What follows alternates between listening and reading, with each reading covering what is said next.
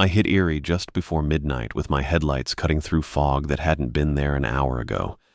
The kind that sits low and wet over the highway and makes you think about pulling over, except you don't, because you're already late and the job's supposed to be simple. One task, one signed form. Then I'd be out. That's what I told myself anyway. The call had come in around 8 that night while I was heating up leftovers in my apartment outside Pittsburgh. Addie Graham from Verizon, after-hours dispatch, her voice clipped and professional the way it always was when she had overflow work nobody else wanted. Microwave relay maintenance at some hut up near the lake. Routine check, swap a failing component, log the serial numbers, get a signature. $400 plus mileage if I could be there by midnight. I said yes before she finished talking.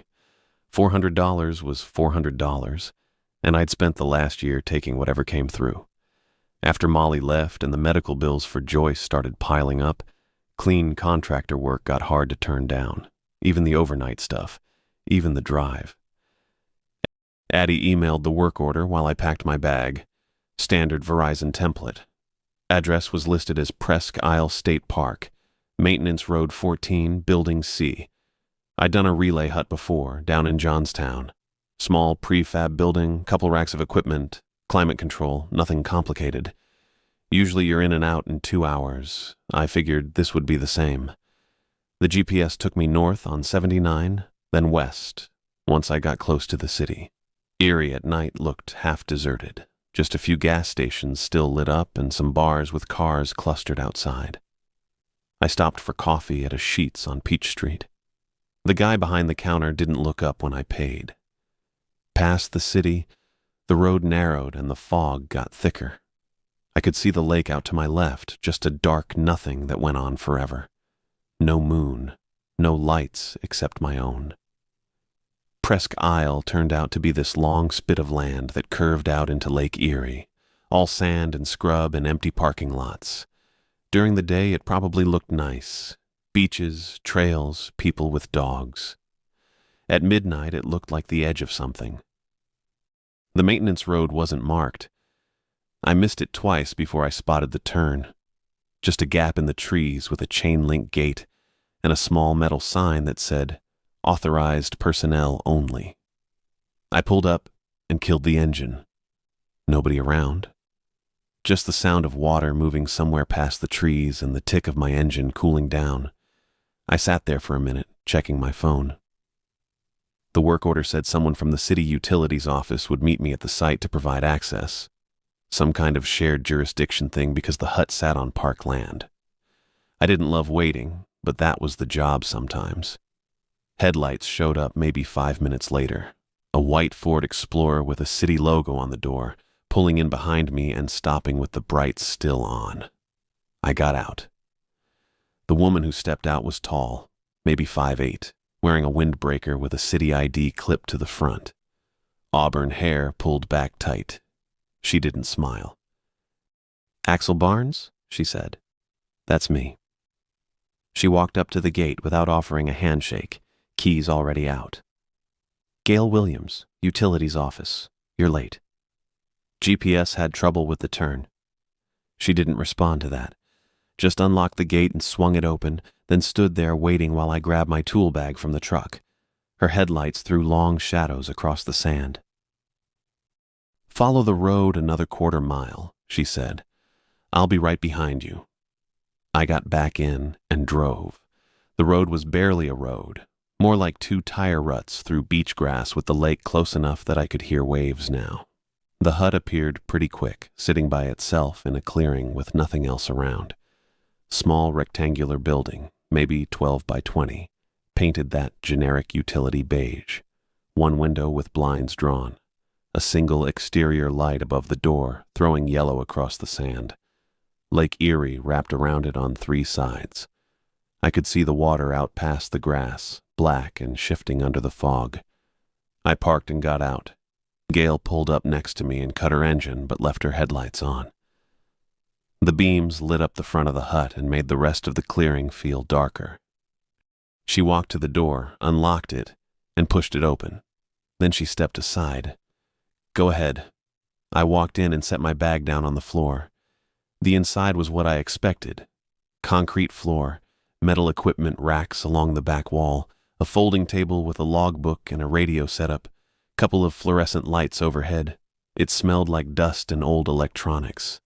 Cold, but not freezing. There was a space heater in the corner, unplugged. Gail stood in the doorway, watching me. Not moving, just watching. It bugged me a little. I turned and looked at her. Something wrong? No, she said. Just making sure you're set. I'm good. She didn't leave. She stayed there for another few seconds, her eyes moving over the room, over me, like she was checking something off a list in her head. Then she reached into her jacket and pulled out a folded piece of paper. Before I go, she said, you need to read this. She handed it to me. I unfolded it. It was a printed sheet, just text, no logo or header. 5 lines, each one numbered. The font was Courier, the kind you see on old forms that have been photocopied too many times. I read it. 1. Keep one interior light on at all times. 2. If fog reaches the fence line, close all window blinds immediately. 3. If the radio says your name, do not answer. 4. After exactly 3 knocks on the door, go to the breaker panel and flip the main breaker off for 10 seconds, then back on. 5. At 4:04 a.m., do not be standing on the floor. I read it twice. Then I looked up at Gail. What is this? Site protocols, she said. Her voice was flat, professional, like she was telling me where the bathroom was. Protocols for what? For working overnight at this location. I glanced back down at the paper. At 4:04 a.m., do not be standing on the floor. This is a joke, right? No. Then what does it mean? It means follow the instructions, Gail said. Exactly as written. I waited for her to smile, to give me some sign that this was hazing or a prank Verizon pulled on new contractors. She didn't. I need you to read them back to me, she said. Seriously? Yes. I looked at her. She looked back, completely still. I sighed and read them out loud. Keep one interior light on at all times. If fog reaches the fence line, close all window blinds immediately. If the radio says your name, do not answer. After exactly 3 knocks on the door, flip the main breaker off for 10 seconds. At 4:04 a.m., don't be standing on the floor. Gail nodded once. Good. Keep that sheet with you. What happens if I don't? She didn't answer. She just pulled a small notebook from her pocket, wrote something down, date, time, my name probably, then clicked her pen shut and put it away. I'll be back at 6 a.m. to lock up, she said. Don't leave the building before then. Wait. But she was already walking back to her truck. I stepped outside and watched her get in, reverse, and drive back down the road toward the gate. Her taillights disappeared into the fog. And then it was just me. I stood there for a minute holding the paper, listening to the lake. The wind had picked up a little. I could feel it coming in cold off the water. I looked down at the rules again. I folded the paper and shoved it in my jacket pocket. Didn't look at it again. $400 was $400, and I'd driven 2 hours through fog to get here. Whatever Gail's deal was, city liability theater or hazing the night contractor, it didn't change the work order sitting on my tablet. I stepped back inside the hut and let the door swing shut behind me. The fluorescent lights overhead made everything look washed out and institutional. I set my tool bag on the folding table next to the logbook and unzipped it, pulling out my multimeter and the replacement switch Addie had overnighted to my apartment 3 days ago. Still in the anti-static bag, label facing up. Standard Cisco unit, nothing fancy. The equipment cabinet was mounted against the back wall, gray steel with ventilation slots along the sides. I walked over and tested the handle. Unlocked. That was something, at least. I'd done jobs where they gave you the work order but forgot to mention you'd need bolt cutters to actually access the panel. Inside, the cabinet was clean. Cleaner than most I'd seen, actually. No dust buildup on the rack rails. No loose cables zip-tied into chaos by whoever did the last install. Everything was labeled in neat block print on white tape. Power distribution on top, network switch in the middle, microwave relay controller at the bottom. The switch I needed was the middle unit, a 24-port model with a single amber light blinking on the front panel, fault indicator. Matched the work order. I pulled my phone out to snap a pre-work photo. Standard procedure. Document the setup before you touch anything, then again after, so if someone claims you fried their system, you've got proof it was already half dead when you arrived. The camera opened fine. I took 3 shots from different angles, checked they saved, then slipped the phone back in my pocket and got to work. First step. Confirm it's actually dead. I grabbed my multimeter and tested the switch's power input. Voltage read normal, so the unit was getting power, but not routing traffic. Probably a fried logic board, which meant the swap would fix it or it wouldn't. And either way, I'd be done in under an hour. I powered down the switch using the button on the front panel. The amber light blinked twice, then went dark. Pulled the power cable. Pulled the network trunk lines one by one, 8 cables total, and coiled them on the cabinet floor so they wouldn't tangle. Unscrewed the rack ears. The whole process took maybe 6 minutes. The replacement switch slid into the rails smooth. I tightened the rack ears, plugged the trunk lines back in the same order I'd pulled them, labeled 1 through 8 on the ports, and reconnected power. Hit the button. The unit booted with a green light that cycled to solid after about 30 seconds. Clean swap. Probably. I'd need to wait another few minutes for the routing tables to populate before I could confirm the uplink was actually passing traffic, but it looked good. No error codes on the display. I stepped back and checked my phone for the time, 11:18, and no signal. I stared at the top corner of the screen. No bars, not even one, just a little empty triangle where the carrier logo should have been, and next to it, no service. That was weird. I'd had full signal at the Sheets on Peach Street an hour ago, and again when I'd parked outside the gate. I turned toward the window, the one with the blinds still open, and held my phone up higher. Sometimes metal buildings killed reception if you were standing in the wrong spot. Nothing. The triangle stayed empty. I walked to the door and cracked it open, letting the cold air hit my face. Held the phone outside. Waited 10 seconds. Still no bars. I pulled the phone back in and closed the door. The hut had power. The fluorescent lights were on.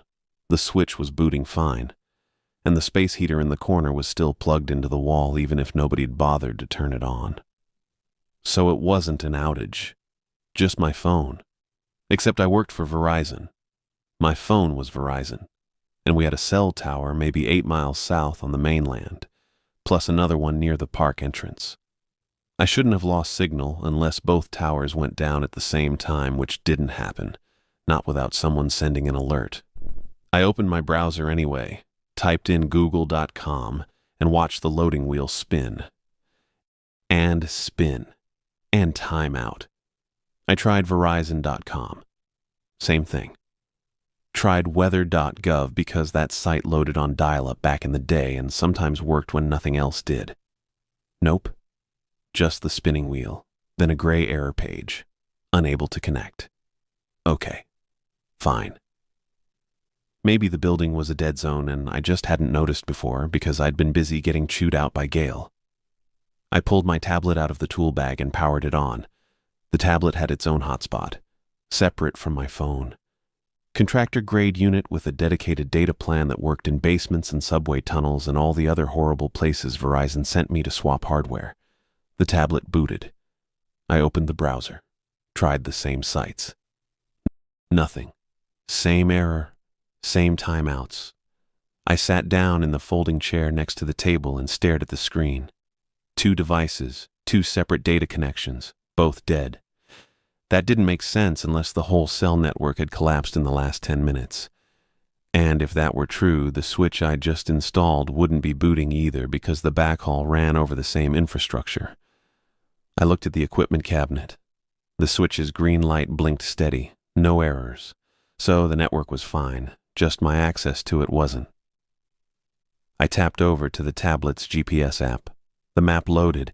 It cached local data so you didn't need a signal to see where you were, but the blue dot that usually showed my location was gone.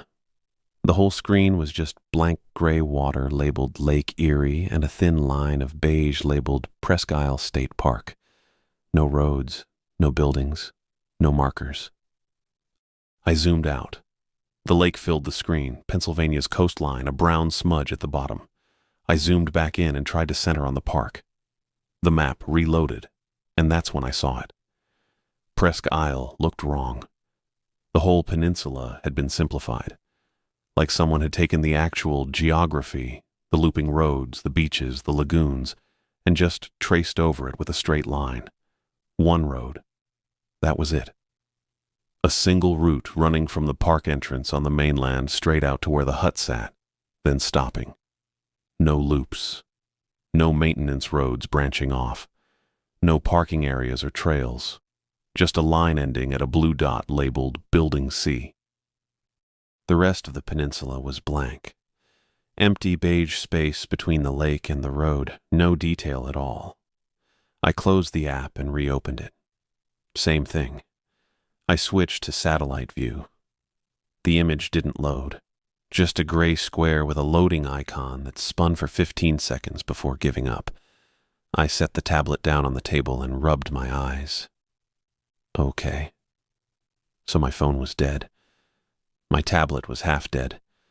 And the map had decided Presque Isle didn't exist anymore except for the one road I'd driven in on. Probably a software glitch. Some update pushed overnight that corrupted the cached maps, or maybe the GPS antenna in the tablet had finally died after 3 years of getting thrown around in my truck. Didn't matter. I still had work to finish. I turned back to the equipment cabinet and pulled up the diagnostic screen on the switch.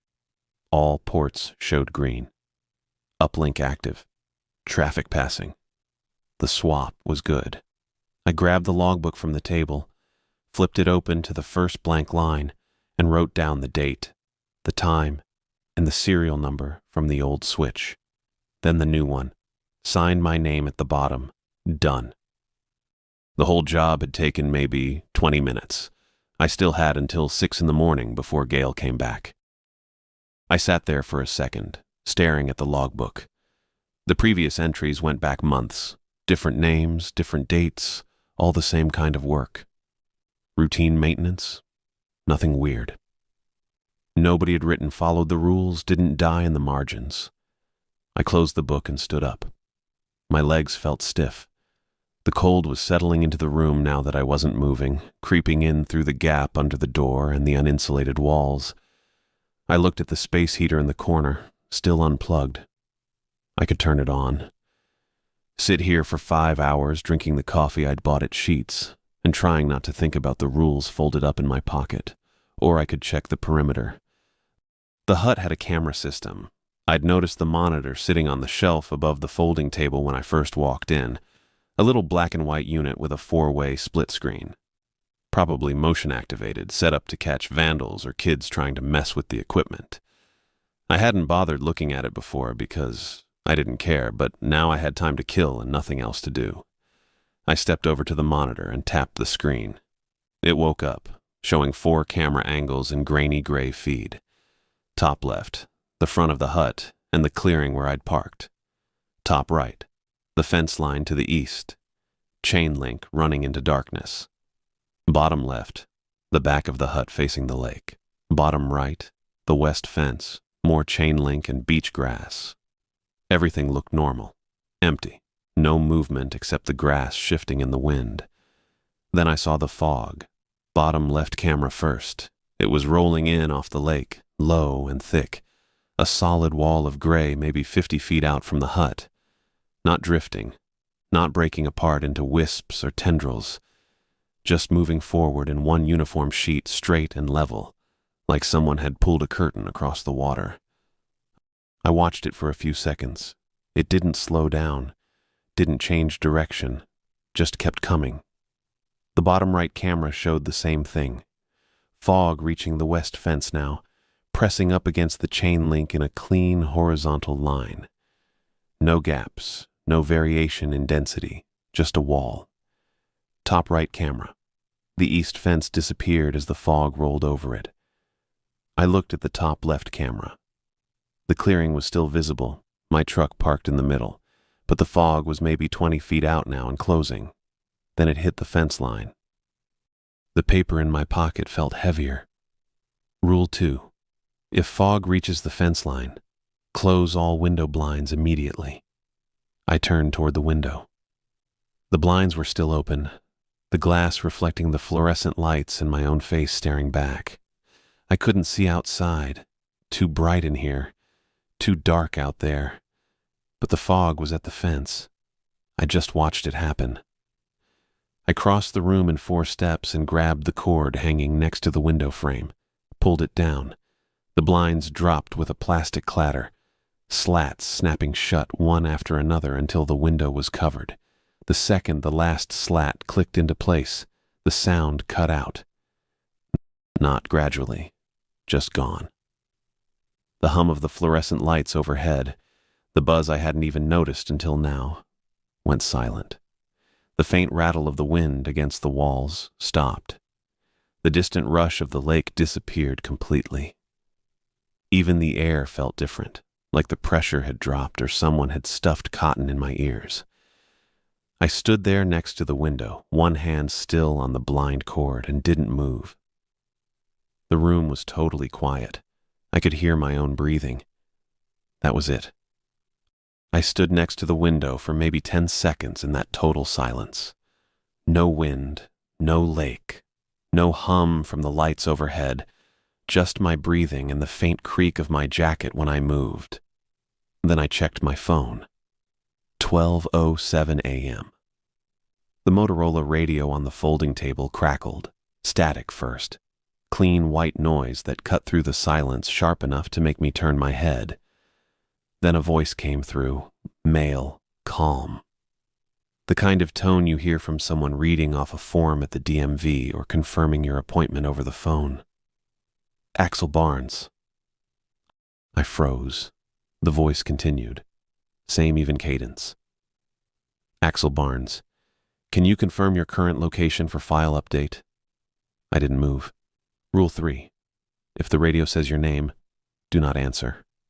My hands went into my jacket pockets. I curled my fingers into fists and kept my mouth shut. The radio crackled again. Just need verbal confirmation for routing purposes. You're logged at Presque Isle Maintenance Road 14, Building C. Is that correct? I stared at the radio. Black plastic casing, antenna extended, green power light steady on the base. It sat there on the table next to the logbook, maybe 4 feet from where I stood. The voice didn't wait long. Also have a note here regarding Joyce Barnes, nursing facility in Dayton, Ohio. We've got an update if you'd like to hear it. My jaw locked. Joyce, my aunt, 78 years old, congestive heart failure and early dementia in a place that cost $3,000 a month. I sent what I could when I could. Last time I called was 2 weeks ago, and she didn't remember my name, but she knew my voice. The radio kept going. Status change logged at 11:43 p.m. tonight. Nothing critical, but you're listed as primary contact, so I figured you'd want the details. I pulled my hands out of my pockets, put them back in. My heart rate kicked up and I could feel it in my chest. Do not answer. I looked at the monitor. 4 cameras. Fog pressed against all sides now, thick and uniform. The front camera showed my truck barely visible through the white wall. No movement, no shapes. The radio voice shifted, not sudden, gradual. The tone changed first, less administrative, more familiar. The pitch went up slightly and the pacing got faster. By the time it spoke again, I recognized it. Molly. Axel, hey, I know you're pissed, but I really need you to pick up. My stomach dropped. It wasn't her. Couldn't be her. But it sounded exactly right. The slight rasp she got when she was tired. The way she clipped the ends of words when she was stressed. There's been an accident on I-90. They're saying it's my car, but I don't... Look, I'm at mile marker 117, and I can't get through to anyone else. Just confirm you got this, okay? I just need to know someone heard me. I bit down hard on the inside of my cheek. Tasted copper. Molly left 6 months ago, took her stuff from the apartment over a weekend while I was doing a fiber install in Johnstown. She didn't leave a note, just texted me 3 days later saying she needed space and I should stop calling. I hadn't called her in 4 months. The voice on the radio kept going. I can see headlights, but they're not stopping. It's really cold out here and my phone's dead. Axel, please. I know I screwed up, but I wouldn't ask if it wasn't. I turned away from the table, walked to the equipment cabinet, opened it, checked the switch lights, all green, steady. I counted the ports. 8 active, same as before. Behind me, the radio crackled again. Molly's voice, thinner now. Okay, I get it. You don't want to talk to me. That's fine, but if you hear this, can you at least call someone? State police, EMT, I don't care. Just tell them mile marker 117 eastbound. I think there's someone else in the ditch and I can't. I closed the cabinet door, locked it, even though it wasn't locked before. My hands were shaking a little. Do not answer. I kept my mouth shut, pressed my lips together and breathed through my nose and stared at the gray metal cabinet until the voice on the radio finally stopped mid-sentence. The static cut out. Silence dropped back in. I checked my phone. 12:20 a.m. 2 minutes later, something slammed into the door. 3 hits. Fast. Metal on metal, hard enough that the hinges rattled and I heard the deadbolt shift in its housing. The sound punched through the silence, and I flinched so hard I knocked my elbow into the cabinet. Jesus! The echo died. I turned and stared at the door. Solid steel. Painted the same beige as the exterior. No window. No gap underneath. Rule 4. After exactly 3 knocks on the door, go to breaker panel and flip main breaker off for 10 seconds, then back on. I didn't think. Just moved. The breaker panel was mounted on the wall next to the equipment cabinet. Gray metal box 8 inches wide. I yanked it open. Inside were 6 switches labeled in faded marker. Lights, outlets, HVAC, equipment, radio, exterior. At the top was the main breaker, bigger than the others and painted red. I flipped it down. Everything cut out. Fluorescent lights overhead went dark. The hum from the equipment cabinet stopped. The green power light on the radio died. Total blackness except for the faint glow from the security monitor, which must have had a battery backup. I counted. 1, 2, 3. My breathing sounded loud in the dark. 4, 5, 6. I kept my hand on the breaker, metal handle cool under my palm. 7, 8, 9. Something creaked outside. Not the door, farther away. 10. I flipped the breaker back up. The lights buzzed and flickered on. The equipment cabinet hummed. The radio's green light reappeared. Everything steady within 2 seconds. I exhaled and stepped back from the panel. Then I heard it again. Knocking. Not at the door. At the back wall. 3 hits. Same rhythm. Same force. Metal rattling in the frame, even though the back wall was solid concrete with no door, no window, nothing but the exterior camera mount. I turned and stared at the wall. Beige paint. Slight water stain in the top corner. Equipment cabinet blocking most of it. The knocking stopped. I looked at the monitor. Bottom left camera showed the back of the hut. Fog pressed right up against the wall, so thick I couldn't see the lake or the beach grass or anything past 3 feet. No shapes, no movement. But whatever knocked at the front door was now at the back. I didn't hear footsteps. Didn't hear anything crossing the sand or gravel or concrete pad outside. It just moved, relocated. Like distance didn't matter, or it didn't need to travel the space between. I pulled the folded paper out of my pocket. Gale's rules. I read them again under the fluorescent light. Rule 4 didn't say the knocking would stop, just said flip the breaker. I did that. Followed it exactly. The rules weren't about making things go away. They were about surviving contact. That was it. That's what clicked. These weren't safety protocols or maintenance guidelines or some weird liability thing Verizon cooked up. They were instructions for staying alive in a place where something else existed. Something that knew my name, knew Joyce, knew Molly's voice well enough to fake it. I folded the paper and put it back in my pocket. 4 more hours until Gail came back at 6 a.m. I checked the monitor again. All 4 cameras showed nothing but fog and the faint outline of the hut itself. My truck was completely gone from view on the front camera. The knocking didn't come back. I stood there next to the breaker panel with my hand still on the open metal door, listening to the fluorescent lights hum and the silence underneath. I needed to talk to someone real. The landline sat on the folding table next to the radio. Black plastic, single-line push buttons yellowed from age. I picked up the receiver and got a dial tone immediately. No static, just clean tone humming in my ear. I dialed Addie's number from memory. She'd made me memorize it 2 years ago when I started taking after-hours calls. Said texting wasn't reliable past 10 p.m., and she didn't want excuses. It rang twice. "Graham." Her voice came through sharp and clear. No distortion, no delay. "It's Axel," I said. "Barnes, at the Presque Isle site." "I know who you are." She didn't sound surprised. "You're supposed to be working." "I am." I swapped the switch, logged the serials. I turned toward the window with the closed blinds. But the woman from City Utilities gave me a sheet of paper. 5 rules. She said I had to follow them. Silence on the other end. Not dead air. I could hear her breathing. "Addie, I'm here. Is this real?" Another pause. Longer this time. I heard her chair creak. The sound of her shifting weight. "Yes."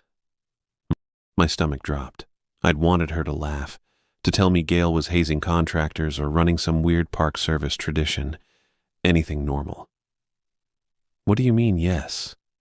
"I mean the sheet is real. The rules are real." Her tone didn't change. Same flat supervisor voice she used for pay disputes. "You read them back to her?" "Yeah." "Good. Then you know what to do." I pulled the folded paper from my pocket and stared at it. The text looked even worse under the fluorescent lights. Too clean, too precise. "Addie, what is this place?" "It's a microwave relay station on park land with shared jurisdiction." She recited it the same way she'd read me the work order 6 hours ago. "You accepted the job. You're on site. The equipment's fixed. Now you follow the protocols until your shift ends at 6 a.m. These aren't protocols. They're exactly what you need to survive the night." She cut me off, not angry, just factual. "Treat them like physics, Axel. You don't argue with gravity. You don't test whether fire burns. You follow the rules and you see daylight." I sat down hard on the folding chair. It scraped against concrete. "You knew," I said. "When you called me. You knew what this was." "I knew it paid $400 plus mileage for 6 hours of work." Her voice stayed level, professional. "I knew you needed the money. I knew you'd say yes." She wasn't wrong. I had Joyce's bills, I had rent, I had the truck payment coming up in 8 days. "Listen to me." Addie's tone shifted, still controlled, but something underneath it now. Something harder. "If the rules ever seem to update, if anyone tries to give you a new version, a revised copy, anything, the paper in your hand right now is the only one that matters. You understand?" I looked down at the sheet. 5 lines. Courier font. Photocopied edges. Why would they update? They won't. Not if you're smart. She exhaled. But people get confused out there. They hear things. See things. Start second-guessing what they read. That's when they make mistakes. "What kind of mistakes?" "The kind that mean I have to find a new contractor." She said it flat. No emotion. "Paper copy. 5 rules, nothing else. Are we clear? Yeah. Good. Finish your shift. Gail will be there at 6. The line went dead. I set the receiver down and stared at the paper for another 30 seconds. My hands weren't shaking anymore. That bothered me. I should have been panicking. Should have been throwing tools in my bag and running for the truck. Instead, I just sat there trying to reframe it. Treat it like policy, like safety regulations or building codes. Don't stand under a suspended load. Don't bypass the breaker. Don't answer the radio. Just rules, but my brain wouldn't buy it. Because policies don't warn you about fog. They don't tell you when to stand or not stand on the floor. They don't assume something will knock. I folded the paper again and put it back in my pocket. Then I stood up and grabbed my tool bag. I didn't decide to leave. Not consciously. But my hands packed the multimeter back into the bag. Zipped the side pocket. Slung the strap over my shoulder. The confirmation from Addie made it worse somehow.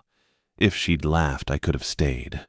Could have written it off as local weirdness and finished the shift. But she'd confirmed it. Told me to treat the rules like physics. That meant testing them while I still could. I crossed to the door in 4 steps. My hand went to the deadbolt. Solid steel. Heavy duty. The kind you'd use on a commercial freezer or a vault. I turned it and heard the bolt slide free. Pulled the door open. Cold air hit my face immediately. Not wind, just cold, dense and still. The fog pressed right up to the threshold. White wall. No movement, no wisps or tendrils. Just solid white from ground to maybe 7 feet up where it stopped in a clean horizontal line. I could see my truck 15 feet ahead. Taillights barely visible through the white. The clearing looked the same. Sand and beach grass. Normal. I stepped out onto the sand with my head down. Didn't look toward the fence. Didn't look at the fog. Just watched my boots in the ground 3 feet ahead. 1 step. 2. 3. My tool bag swung against my hip. The cold worked through my jacket. I kept my breathing steady and my eyes down. 4 steps. 5. The sand looked right, pale gray. Tire ruts from my truck and Gail's Explorer cutting diagonal lines. Small stones scattered near the foundation. 6 steps. My boot hit something solid. Not a rock, not driftwood. I stopped. The ground didn't feel like ground. It felt flat, rigid, like I'd stepped off pavement onto tile. I crouched slow and brushed my hand across the surface. Grit came away under my palm. Sand. But underneath it, wood, varnished wood. I pulled my flashlight from my belt and clicked it on. The beam cut through the fog about 2 feet before scattering into nothing. But down at my boots, the light showed seams, straight lines running parallel, deck planks. Not weathered, not rotted, clean varnish, smooth finish. I brushed more sand away with my hand. The planks ran in neat rows, segmented, fitted tight with no gaps. I'd poured a concrete pad for a deck last summer in Monroeville. Composite boards, galvanized screws. This looked professional. Better than professional. I pressed my palm flat against the wood. It flexed. Not much, just a slight give, like pressing on a gym mat. I moved the flashlight beam 6 inches to the left and the plank shifted again, not bending, not warping, responding, like muscle under skin. I yanked my hand back and stood up fast. My tool bag swung hard and I stumbled 1 step forward. My other boot hit wood, both feet on it now. The surface rippled, not a wave, not vibration. It moved the way flesh moves when you press a bruise. Pressure redistribution, internal. I turned and ran, 3 steps back toward the hut, 4, 5. My boots hit sand again, and I didn't stop. Just kept moving until my shoulder slammed into the doorframe and I grabbed the edge with both hands. I threw myself inside and kicked the door shut behind me. The deadbolt. I turned it hard, heard the bolt slam home. Then I backed up until my shoulders hit the equipment cabinet, and I stood there breathing hard with my tool bag still on my shoulder and my flashlight still in my hand. The rules weren't instructions. They were containment. Something was outside. Something that had replaced the ground with a surface that flexed and responded and pretended to be sand until you got close enough to notice. And the hut wasn't a relay station. It was a cage. I just didn't know yet if it was built to keep something out or keep me in. The radio crackled. I was still standing against the equipment cabinet, breathing too hard, tool bag still on my shoulder. I'd locked the door, bolted it. My flashlight was in my hand, and I couldn't remember why. The static smoothed out, and Addie's voice came through, clean, professional. Same tone she used when she called me about the job. "Axel," she said, "you're doing fine." I stared at the radio, black plastic Motorola on the table, same green power light, same coiled cord attached to the handset sitting in its cradle. The speaker grill was dusty. "I know you're scared," Addie's voice said. "That's normal. But leaving is allowed if you follow the rules perfectly." I didn't move. My shoulder blades were pressed against the metal cabinet, and I could feel the vibration from the switch inside, the hum of active ports. "Let me read them back to you," the radio said. "So you're sure." I pulled the folded paper from my pocket, unfolded it. The 5 rules were there in courier font, same as before. I kept my eyes on the page. "Rule 1, Addie's voice said. "Keep one interior light on at all times." I looked at the fluorescent fixture overhead. Both tubes were lit, buzzing faint but steady. "Rule 2, if fog reaches the fence line, close all window blinds immediately." I glanced at the window. Blinds down. Slats shut tight. "Rule 3, if the radio says your name, do not answer." My jaw tightened. The radio kept going.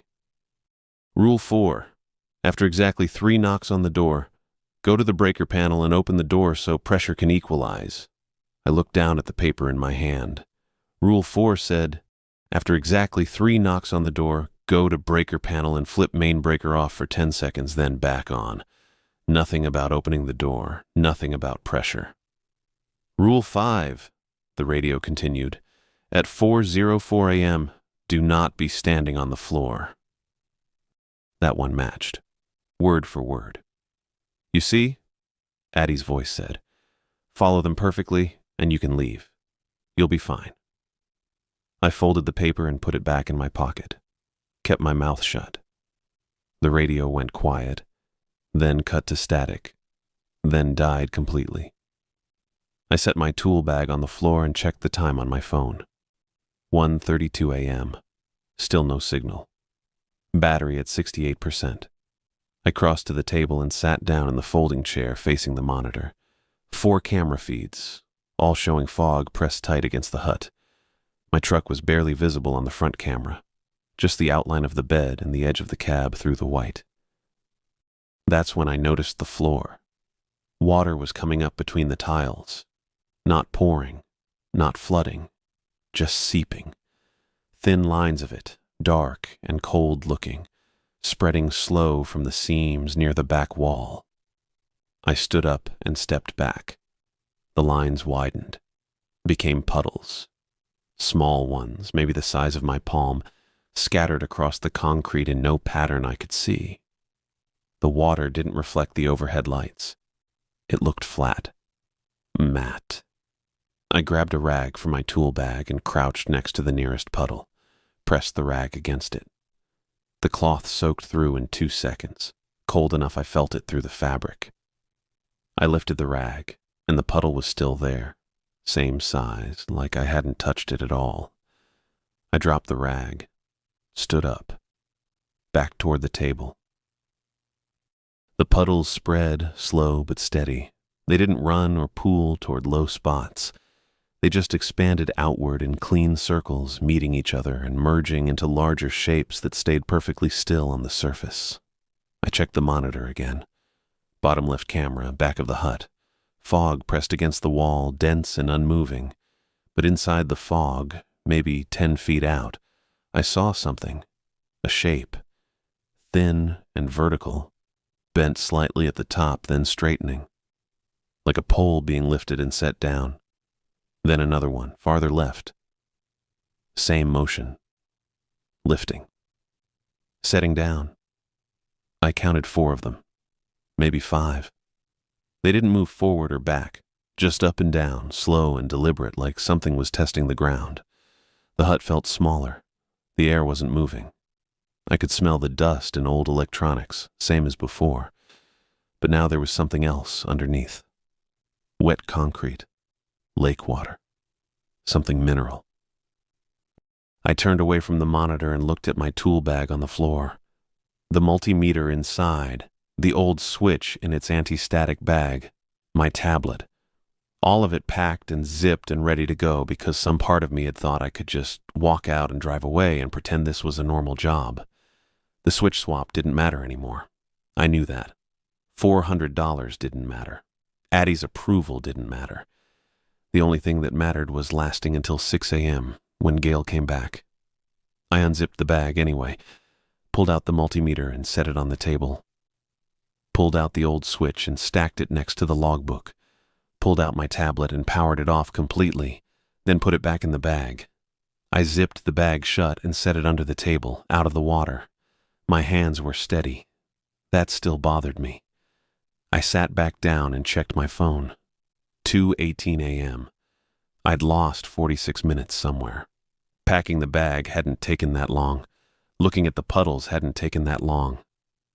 The fluorescent lights buzzed overhead. I focused on that. Consistent sound. Proof the breaker was still on. The power was still flowing. Rule 1 was still intact. The puddles had reached the table legs. Water touching metal. I watched the line creep up the leg about half an inch, then stop. It didn't drip. Didn't run back down. Just held there. I pulled my boots up onto the chair rung and sat with my knees bent, feet off the floor. 3:40 a.m. I didn't check my phone that time.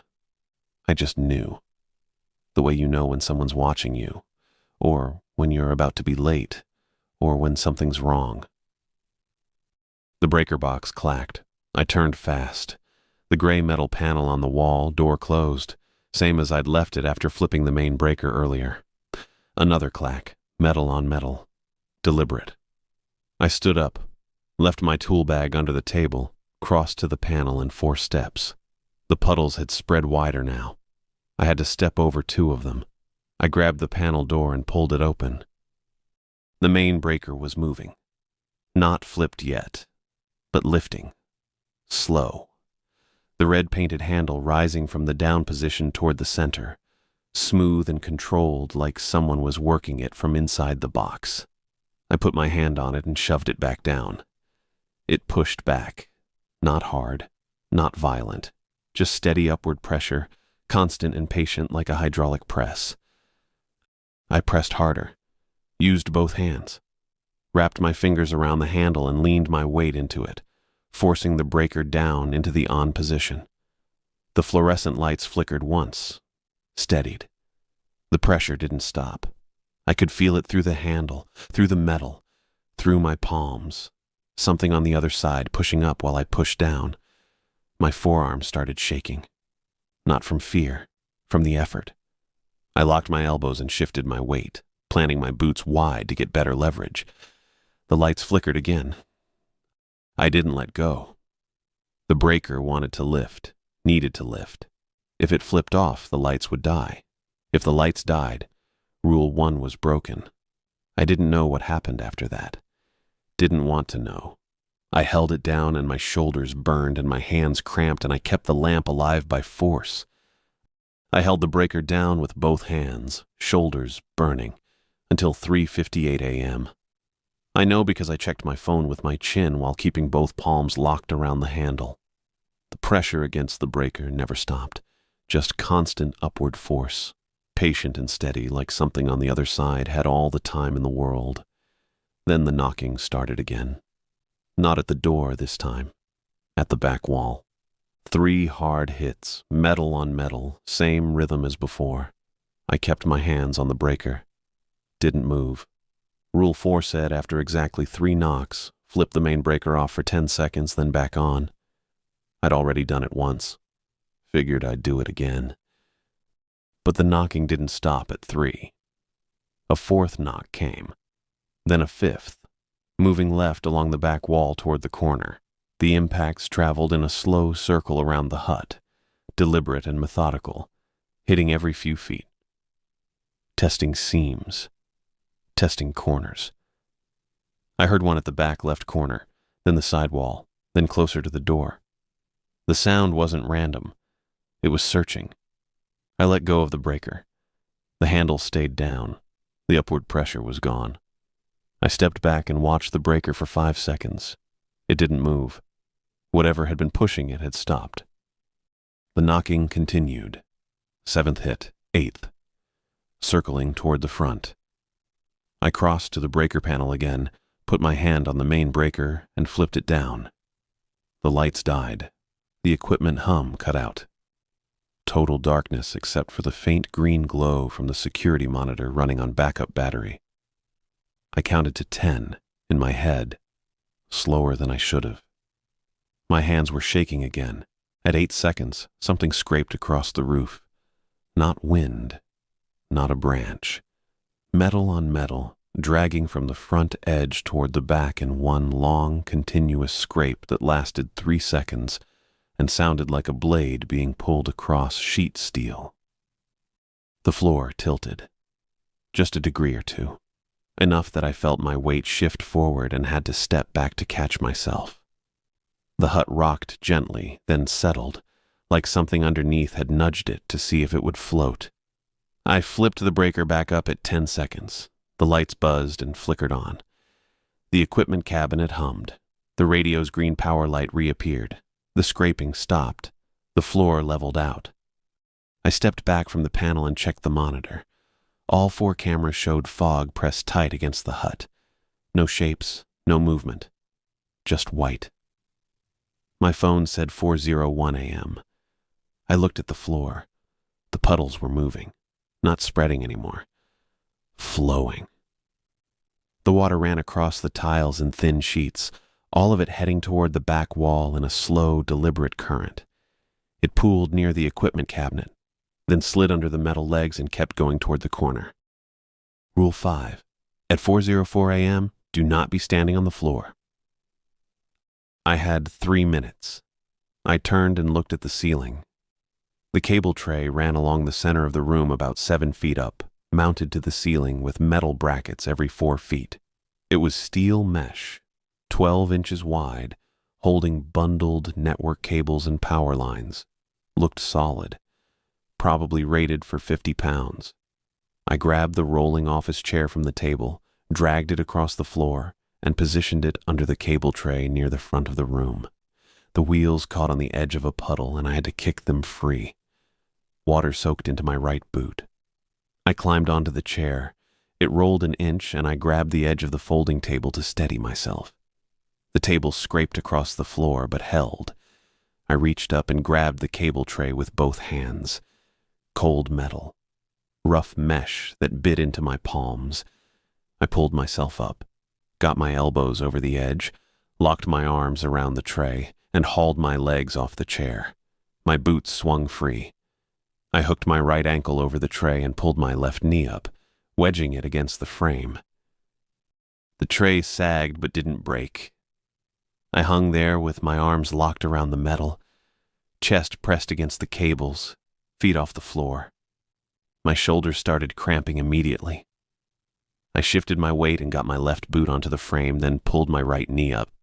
Better, more stable. I could hold this for a few minutes. My phone said 4:03 a.m. The water below me covered the entire floor now. No more puddles. Just a thin sheet running from wall to wall, flowing toward the back in smooth ripples. It didn't look deep, maybe a 1/4 inch. But it moved with purpose, like it was being pulled. The radio crackled. I didn't look at it. kept my eyes on the floor. 4:04 a.m. The tiles split. Not all at once, just one tile near the back wall, right below the equipment cabinet. It cracked down the center with a soft pop, and the two halves peeled back like skin. Dark water welled up from underneath, thick and black, not lake water. It smelled like mud and salt, and something I didn't have a name for. Something pushed up through the gap. A broad, slick back, curved, dark gray or black, hard to tell in the fluorescent light. It rose slowly, displacing water that ran off its surface in sheets. The back was smooth and wet, no scales, no texture I could see, just a wide expanse of muscle pushing up like a massive body trying to stand. The hut shook, not a tilt this time. A full shake, side to side, hard enough that the cable tray swung and I had to tighten my grip to keep from falling. The equipment cabinet rattled. The folding table slid 6 inches toward the door. The blinds over the window bowed inward. Not from wind, from pressure. The slats bent in the middle, curving toward the room like something outside was leaning against them. The door bulged. The steel door, solid and heavy, pushed inward at the center. The deadbolt held, but the frame creaked. The hinges groaned. I watched the door bend another inch, then stop. The radio crackled again. Gail's voice came through. Calm. Professional.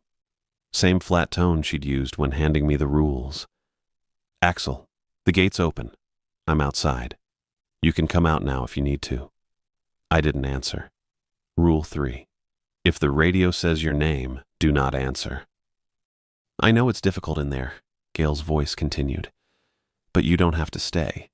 Just come down off the tray and open the door. I'll guide you out.